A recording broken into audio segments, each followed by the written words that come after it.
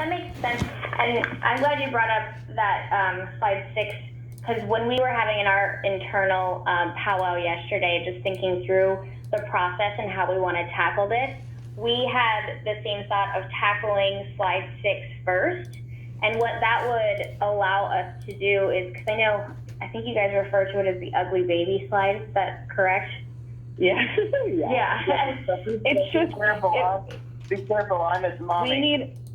So here's what I would say the goal is out of slide 6. So we need to portray that our clinical service lines need to lead because they're our big revenue generation sources, right? So they're the main thing that we do, and we don't want to lose sight of that. And we do that it's really important, the words underneath where it says clinical service lines. We do that through fully outsourced program management or management services and all of those things.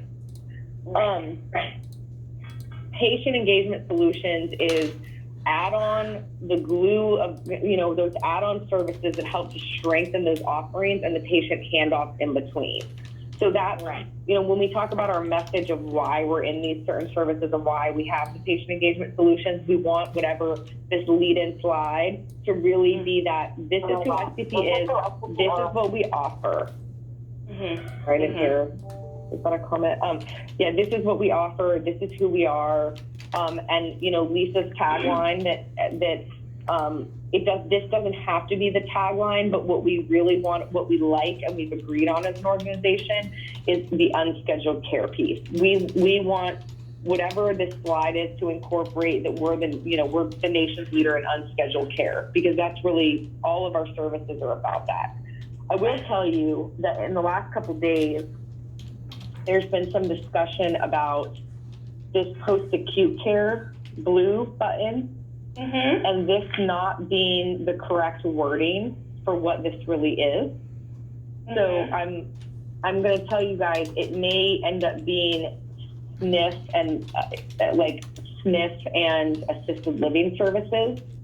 Okay. So Lisa, we have to talk about that more, but we've gotten some feedback from our operations team in the market saying that is not, y'all are calling that the wrong thing. So I just want you to have that note. What that button is staffing SNF and assisted living specifically. Okay. Yeah. Okay. Cool. Great. So yes, this is really this is what's going to lead. This is who we are. And let me just add one more thing, Kelly. So we talked a lot about in the meeting how we're trying to get all of our current operations team and sales team to start cross-selling. Having this graphic is going to help them, because we're going to make it mandated that in every single client meeting and pitch that they lead with this, whether we're really pitching for patient engagement, that they tell kind of the SCP way on the front end. Right. Okay, so that's great. So our plan of attack is in alignment, that really, let's start with this slide. Let's have our team take a look at it, give our thoughts on how to help make it clear that engagement solutions are part of the offerings above. And then, because what that will do is help set a clear tone that we want to move forward with the rest of the slides, because it is your anchor. So I think that's the best way for us to move forward in terms of kicking this off. The other question that I wanted to ask, going back to just a moment, talking about the COVID and everything, is there anything with the current climate on that will impact any of the tone or messaging in this deck? I understand it's kind of a short-term. Okay, good. So we're just looking for you to use going forward. There's no quick Band-Aid that we need. We're kicking around the idea of potential additional offerings. We can offer our pipeline volume to help them with COVID, but not at this time. Let's focus on the COVID or non-COVID fundamentals. Okay, great. In terms of the document that you guys had sent over, that Doug had shared, is incredibly helpful for us, because it understands where you see holes in the current deck. We've gone through and we'll continue to go through and review it, but this helps us see, we agree with some of the points that you have here of, maybe we're a little bit too FCP centric at the beginning, not telling the client how we get the results. So we're going to focus on a lot of these bullets and helping reshift so that we can cover these over. Is there anything else? I love that, Kelly. Okay, good. Is there anything else? So Kelly, Go ahead. Yeah, I guess I want to caution you guys with one thing, and I'm not the deck that we presented to you all would have been for a combined, like we just threw EM and HM slides, but the end product we're going to need slides. I guess to start, we're going to need slides that are maybe universal to our service lines one, right? So whatever you're selling. Yep. But then when you get into the meat of the deck, the slides are going to need to match our services, because those, even when you start to talk about things like the provider portal and our technology that supports our services, which I think is an important mention in the deck, it's not, when we talk about like billing and coding, like emergency, this is getting in the weeds, but it just gives you an example. Emergency medicine, we have this amazing system called EPF. It's called Electronic Provider Feedback. It means that they get their chart deficiencies through virtually. Hospital medicine doesn't operate that way. They get them through a separate, they don't come through the provider portal. So there are nuances in all of our service lines when we get into a pitch deck that are going to be different, like quality metrics are going to be different. When we talk about how we work together on patient handoff, it's just our end goal, and I know in the next 2 weeks, our goal is to show progress, right? So it may not be like, this is totally ready, but the end goal when we're through and we're like, okay, this project is done for the time being, we'll have a deck for those different lenses. Like Tejal Patel, our proposal manager, has, anytime our client has any of these dots, a service that they're pitching, she has a specific pitch deck for that. And what I want to do is get Tejal, who Doug may be sitting by right now. No, I'm at home. You're not your home? Okay. They are in the office. I will get Tejal to send you guys a link of our entire slide library that has everything, just so you can get a feel for what might be different in certain service lines. I will do that as my to-do. Great. And we're not asking, and let me just specify something else. We're not asking for volume, we're asking for quality, right? So you're gonna see 1 million slides, but please know the expectation is to get to a manageable deck that gets our message across in the right slides. So I'll just want to make sure and keep that in mind, because we've made a ton over time, but we don't utilize all of them. Right. Okay, cool. Right. And go ahead. Oh, I just wanted to say overall for this project, I just want to make sure you know that while we are going to push and be very sensitive to the timeline, we also want to make sure that we're doing it the right way and on the right path, not just for the sake of time, but making sure that the end product we get to is the correct end product. So we want to be working very closely with you as we move through it, but just knowing that, the quality is the #1 priority for us. I couldn't agree more. And Rich, he is not a guy that likes a ton of fluff and slides, and what he's looking for is the talk track. So he's comparing the pitch deck to him is a lot more than just a pitch deck. It's the talk track that then we're training the rest of the organization on about how we talk about SCP.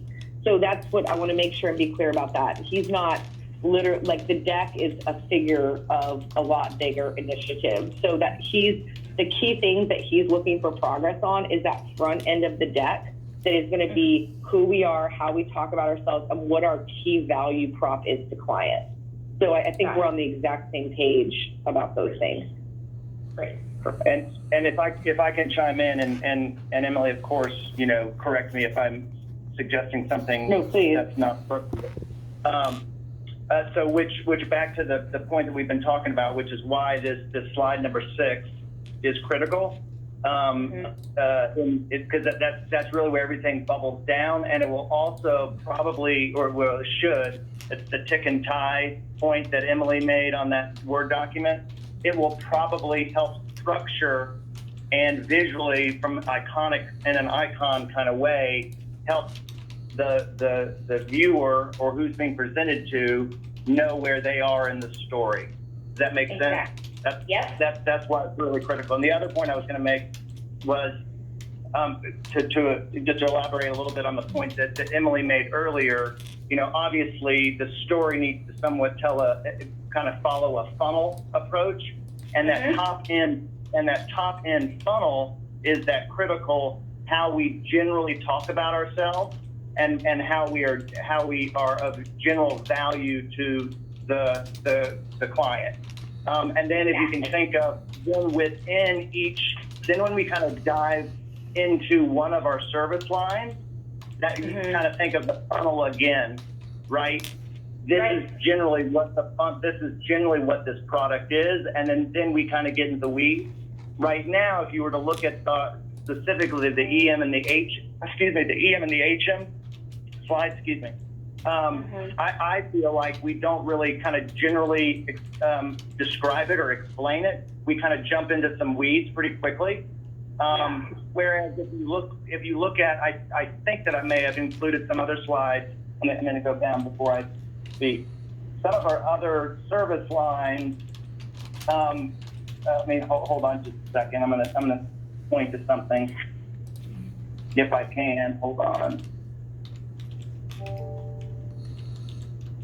Sorry, no, and we don't. So in some of our other service lines, and I'm trying to think of which one I'm visualizing right now, we do a little bit better of a job because they're not as developed and they're a little bit more not known. We actually do have a couple slides on the front end that kind of explain it more in general.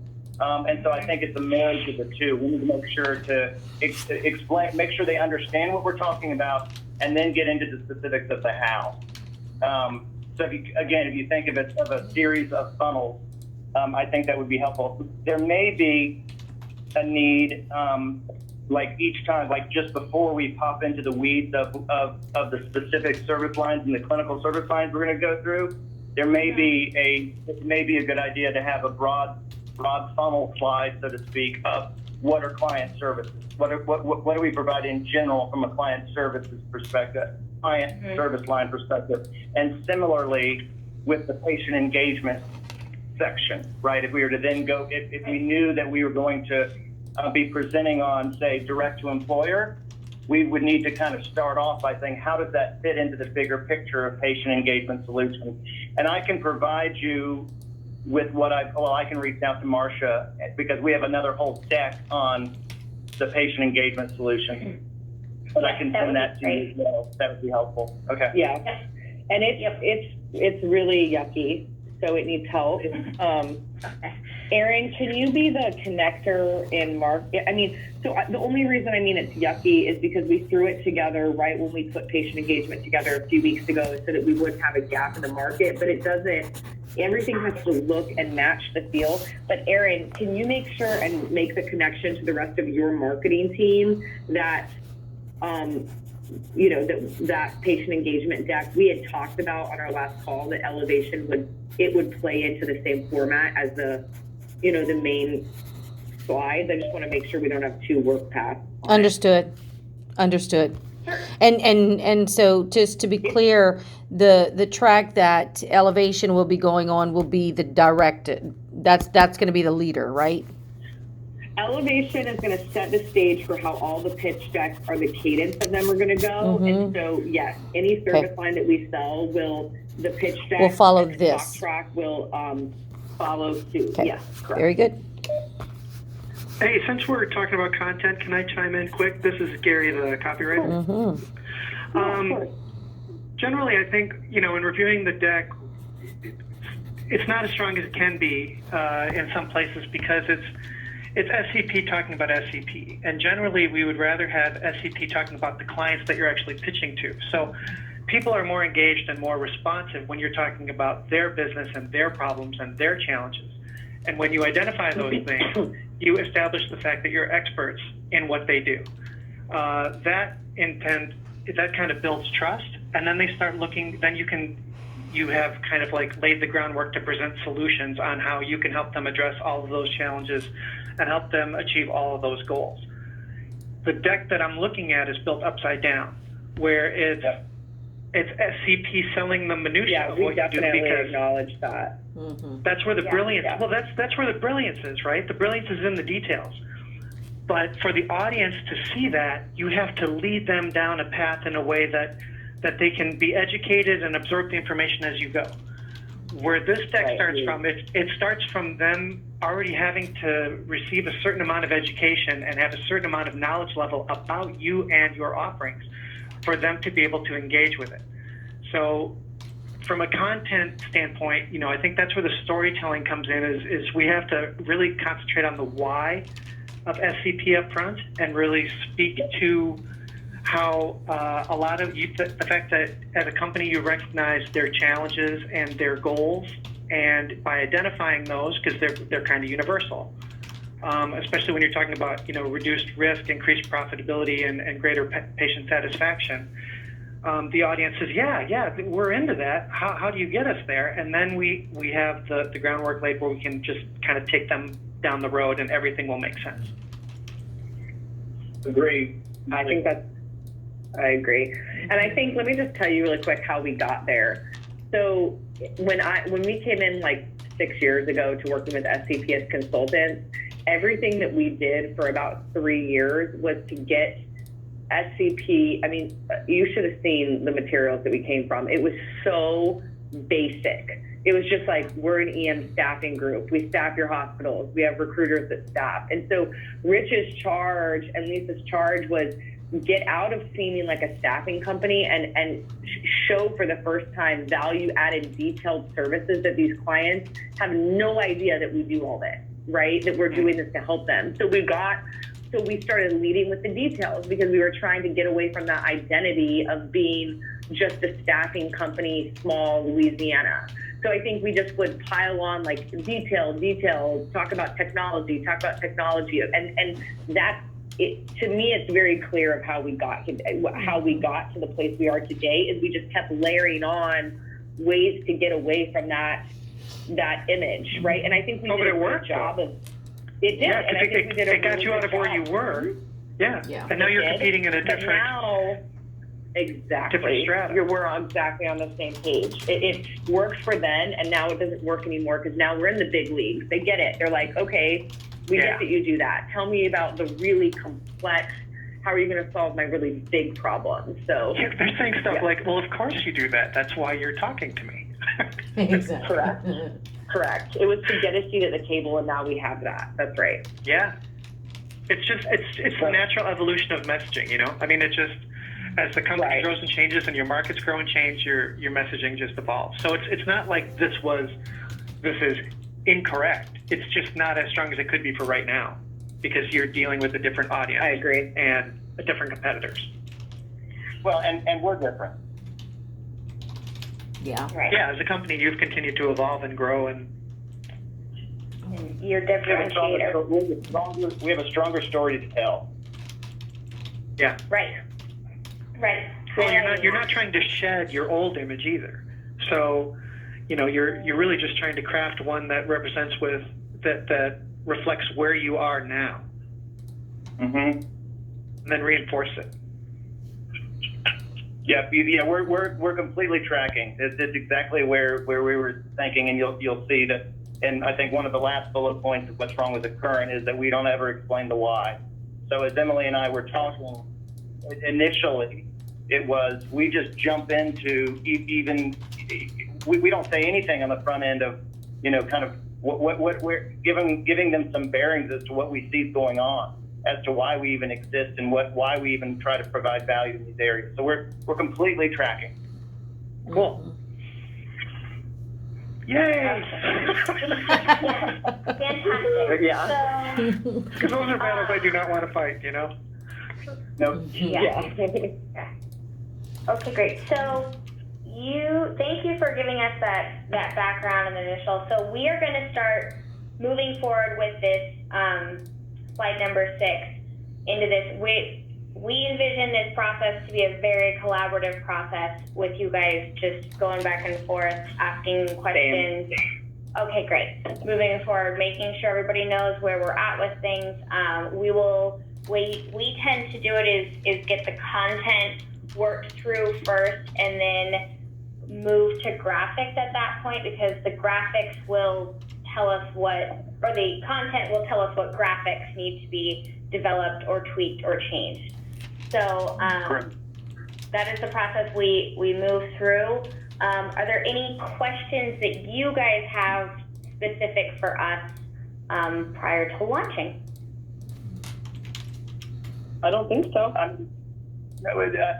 So I have two questions, and they actually might end up being requests, and you can say, hey, screw it, Doug, that's going to come later. But I think that I think it would be helpful now that we've kind of reprioritized this in the bigger scheme of what we're doing with y'all. I think it would be helpful at a real high level, kind of setting some just even milestone expectations, so that we can plan accordingly. I think that would be helpful for us, because I know that those will be the first questions, Lisa or Rich will ask is, when will we get what? So if we can more confidently answer that question, and then secondly, and I don't know if it's you, Gary, can work concurrently, because it sounds like you're the storyteller.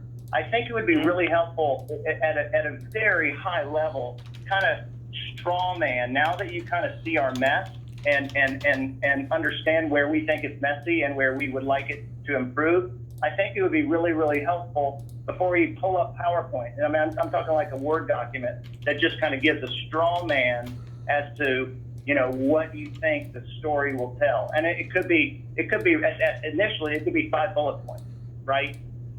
With a few bullet points underneath it, but just a real high level straw man, that it says, intro or the why, and then the what, you know what I mean? I mean, just kind of so that we're just an overview and outline. Mm-hmm. Yes, I think that would be helpful, and maybe that can be done concurrently with your efforts on slide 6.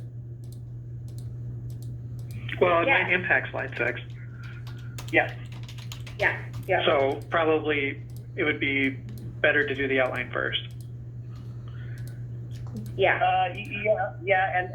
And one of the bullet points on the outline will be, for lack of better terms, SCP's health offering or service offering or whatever, and then the sub point in that one could be fleshed out a little bit more, because that's the one slide you're looking at. Like, what is this telling us? You know what I mean? Right. Yeah. Just kind of a rationale for every section. What's the information contained in it and why? Yeah, I think just so that, again, because since we are going to be, working real closely together, I think just kind of keeping us on the page with where your head is at a high level to make sure, oh, wait a second, no, we really think we need to do this, just so that we're all on the same page. I just think a straw man like that would be helpful. As Emily and I always try to do, we always try to think of the, think of the end in mind at the very beginning. Like, what is this thing going to actually ultimately, because in the creative process, you can sometimes really get in the weeds. So it's always really helpful to go back. It's always really helpful to go back to the straw man. Yep. Yeah, we want to make sure that we're not working in silos through this project and that nobody's running in any direction in the wrong direction. So, I agree on that. Between the two groups, like we both have information that the other one needs and wants. Yeah. So, by sharing that, we'll both be better off in the long run. We'll both be smarter at the end of the project, and that'll help for, every project going forward. Yep. Good. And in regards to your first question, Doug, my plan is to, following this call, get back with my team, really get kind of an outline of our schedule or milestones, and then I will Yeah. send that out to you guys so that we know, what days we need to be looking for things, what our current projections are. Just making sure, the more communication, the better. Making sure everybody's on the same page, knows where we're going, knows where we're at. That's great. And Emily, correct me if I'm wrong, but any kind of communication at that high level, I think if you could just make sure to include both Emily and myself. Yes, Yeah, sure. that's perfect. Yep. And so on my side, the to-dos, I see that I need to send Kelly the patient engagement solutions deck so you can flesh that out. Aaron's going to talk to marketing internally just to make sure that they know what's going on with the elevation as it relates to the deck. And then we're going to I'll have Tejal send to Kelly a link to the entire deck. Great. I actually already did that, Doug. So we're good. She already sent it. There we go. Great. We can check it off our list. Great. And Okay, and for from scope my on our list- end? Yeah, from my list, I will get that milestone schedule out to you. We will get working on the overview, Gary's kind of outline of everything, and then we're working on slide 6 kind of right after that. And then Aaron, I will get everything to you in regards to estimate and all of our internal paperwork rolling. Fantastic. And we're looking scope-wise, as far as, the final deliverable, we're looking at somewhere between 15 and 20 slides. Understanding that, well, we kind of look at our library of slides as kind of an a la carte, right? Yeah. So there's going to be more than 15 to 20 slides, but when we go and choose which slides we're going to go, there's going to be kind of the core, 6 or 7 at the front end that is going to be, pretty much not generic, because we will customize their challenges and what we've learned from them, I anticipate. But then we're going to go and pick and choose the service line slides that we will specifically be presenting on. So the library will be more than 15 or 20, whatever the number you gave. But yes, a presentation itself needs to be, again, tight and concise. Yeah, Okay, so the- for the creation of content, are we looking at creating the foundation, the core part, or are we going to get into service lines and other things? Yes. we're gonna Right in do the both. next 2. Oh, go Yeah, ahead. both, but the foundation is what needs to be done in the next 2 weeks, the foundation. Okay. But you guys are going to be doing both. Yeah, Okay. yeah. We'll start with the foundation and then we'll work to flesh out the individual service lines. But once we've got that foundation element in, to my understanding. Yep. Okay. Okay. Well, thank you everyone for jumping on the call. I know it was really fast, but we just wanted to make sure that we were started running, going forward, and we will be in Yeah, touch. great. No, we definitely appreciate that. Yeah, we really appreciate it. Thank you all. Thank Thanks. you. And any questions you have, go ahead and direct them to me, and I'll make sure it moves through. And we'll be following up shortly with all of our deliverables. Awesome, guys. Thank y'all so much. Great. Thanks. We'll be in touch. Kiddo, bye. Bye-bye. Bye.